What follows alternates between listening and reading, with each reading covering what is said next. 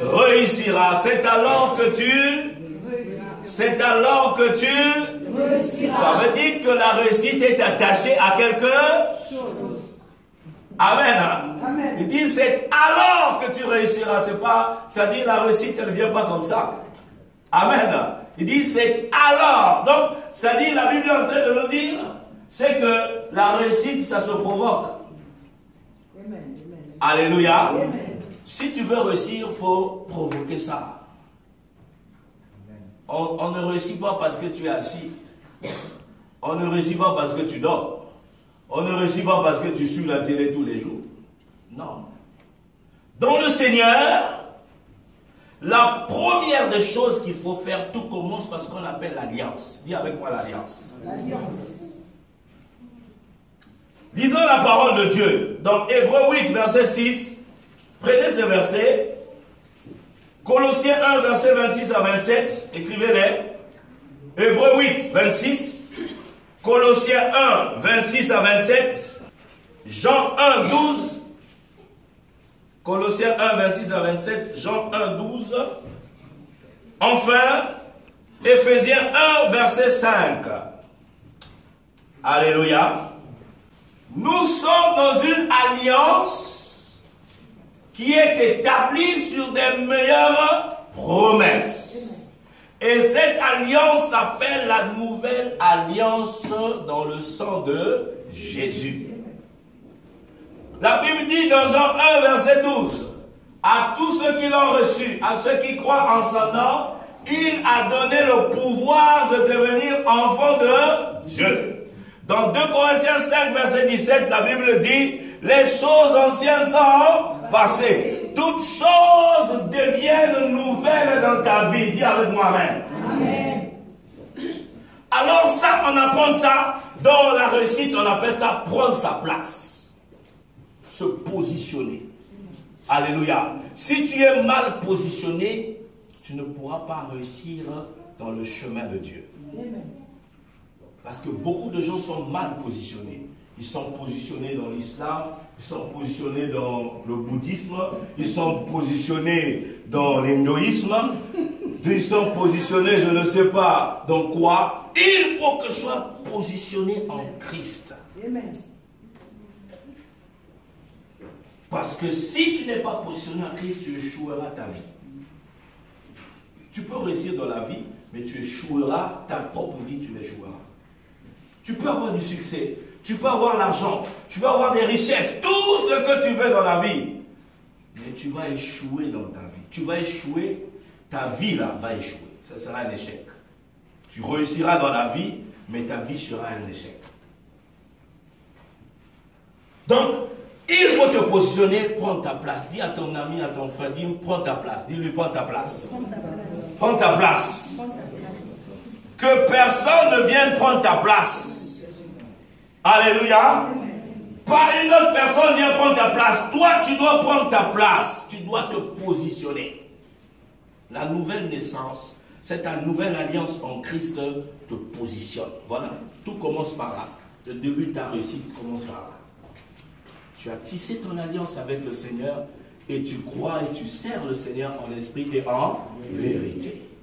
Parce que ce n'est pas venir en Christ. Le positionner, ce n'est pas venir à l'église.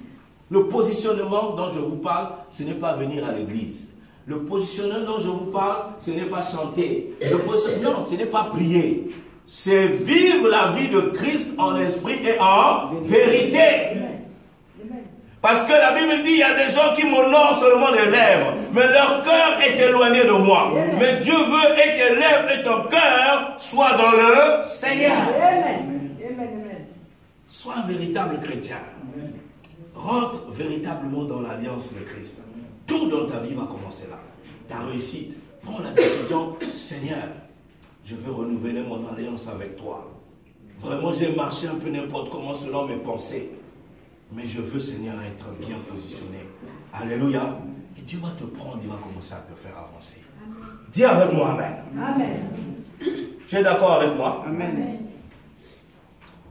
Deuxième de chose. Deuxième secret. Le premier secret, c'est quoi? C'est l'alliance. Amen. cette alliance-là va aussi te protéger. Tu ne mourras pas à cause de l'alliance. Vous savez que Noé n'est pas mort à cause de l'alliance.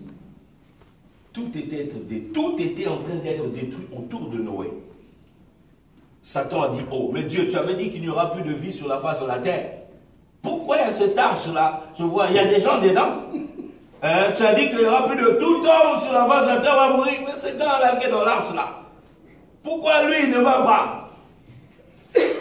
Satan avait oublié qu'il y a quelque temps, avant que Noé rentre, il avait tissé une alliance avec le Seigneur. Alléluia. Voilà pourquoi tout peut mourir autour de toi. Parfois, ça peut t'effrayer, n'aie pas peur. À cause de ton alliance, Dieu va t'épargner. Même dans ta famille, les gens mourront, les gens n'atteindront pas leur destinée. Mais toi, tu atteindras ta destinée à cause de l'alliance que tu as avec le Seigneur. C'est pour cette raison, depuis qu'on essaie de te tuer, depuis que les maladies arrivent, des problèmes arrivent à gauche, à droite, tu es toujours debout. Tu crois que c'est à cause de quoi? C'est à cause de ton alliance. Quelle est ton alliance avec le Seigneur? L'alliance va te protéger. Alléluia. Tant que tu es en alliance avec Dieu, tu ne mourras pas tant que tu n'as pas fini avec lui. Dis avec moi, amen. Les gens, tu verras les gens mourir autour de toi. Mais Dieu te protégera à cause de l'alliance. Dieu avait l'alliance avec David. Saoul, qui était roi, pouvait le tuer à tout moment, il n'a pas réussi.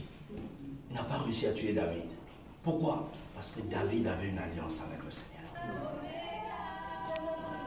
Il faut valoriser ton alliance. Lève ta main droite avec moi. Seigneur, merci pour cette alliance nouvelle. Dans laquelle tu m'as fait rentrer. Je suis adopté. Je suis fils de Dieu. Citoyen du royaume.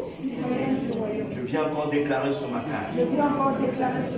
Le Seigneur Jésus-Christ est mon Seigneur et mon roi. Mon maître et mon rédempteur. Mon sauveur et mon Dieu. À partir d'aujourd'hui, que mon cœur soit totalement à toi. Règne en moi, Seigneur, par l'œuvre de ton amour. Purifie-moi par ton sang. Que ton sang me couvre. Merci pour cette alliance nouvelle. Au nom de Jésus-Christ. Amen. Acclame le Seigneur. Deuxième chose, deuxième secret, c'est la connaissance de la parole de Dieu. Augmente ta connaissance de la parole de Dieu. Dis avec moi, amen. Josué 1, verset 8. La Bible dit que ce livre de la loi ne se loigne point de ta bouche. Alléluia. Ce livre de la loi, c'est quoi? C'est la parole de Dieu. Tu dois augmenter ta connaissance de la parole de Dieu. Plus tu connais la parole de Dieu, plus tu deviens aiguisé. Plus tu connais la parole de Dieu, plus tu es équipé pour bien avancer sur le chemin de ta réussite. Amen. Alléluia. Parce que si tu ne connais pas la parole, tu seras trompé. La Bible dit, mon peuple périt faute de connaissance. Le diable va régner dans tous les domaines de la parole de Dieu que tu ne connais pas. Mais dès que tu connais, la Bible dit, tu es affranchi. La Bible dit dans Jean 8, verset 32, tu connaîtras la vérité. La vérité, c'est quoi? C'est la parole de Dieu. La Bible dit, la parole de Dieu est la vérité. Tu connaîtras la vérité et la vérité t'affranchira. Amen. Tu dois augmenter la connaissance de la parole. Mais tu passes beaucoup de temps à faire autre chose. Ça va être difficile pour toi de percer dans le Seigneur si tu n'augmentes pas la connaissance de la parole. Médite la parole de Dieu. La Bible dit, médite le jour et nuit. Alors, c'est alors que tu réussiras. C'est alors, ça dit, Dieu est en train de conditionner ta réussite à la méditation, à la connaissance de sa parole. La parole est là, mais si tu ne la connais pas. Il dit, tu connaîtras. Ce n'est pas la vérité qui a franchi, la connaissance de la vérité. Parce que la vérité, elle est là, toujours là. Si toi, tu ne prends pas connaissance de ça, comment ça va te franchir? Il faut rentrer dans la méditation. Voilà pourquoi il dit à Jésus, médite la parole. Pas seulement le jour, et la nuit aussi. Mais toi, la nuit, tu fais que dormir.